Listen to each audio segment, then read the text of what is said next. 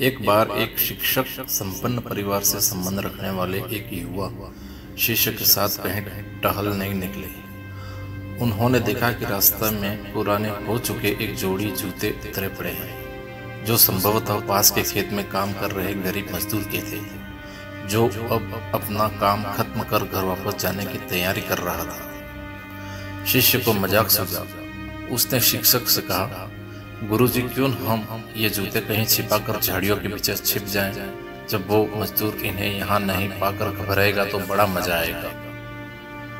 शिक्षक गंभीरता से बोले, किसी गरीब के साथ इस तरह का भद्दा मजाक करना ठीक नहीं।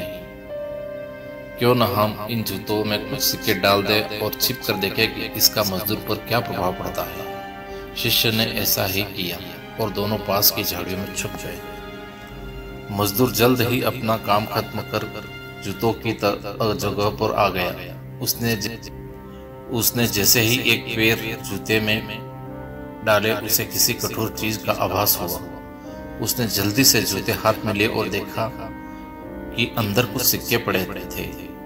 उसे बड़ा आश्चर्य हुआ और वो सिक्के हाथ में लेकर बड़े गौर से उन्हें पलट पलट कर देखने लगा। फिर उसने इधर उधर देखने लगा।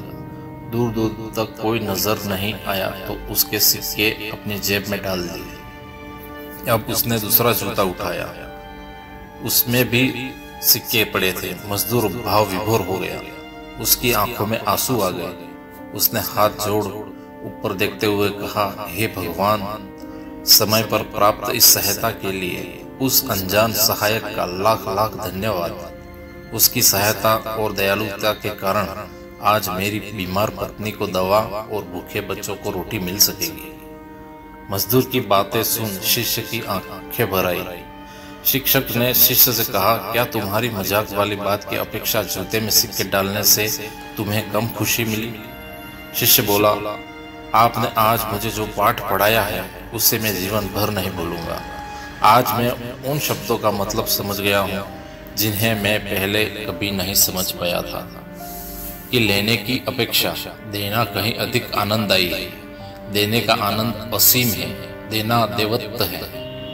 दोस्तों, सचमुच जॉय ऑफ गिविंग से बढ़कर और कोई सुख नहीं है।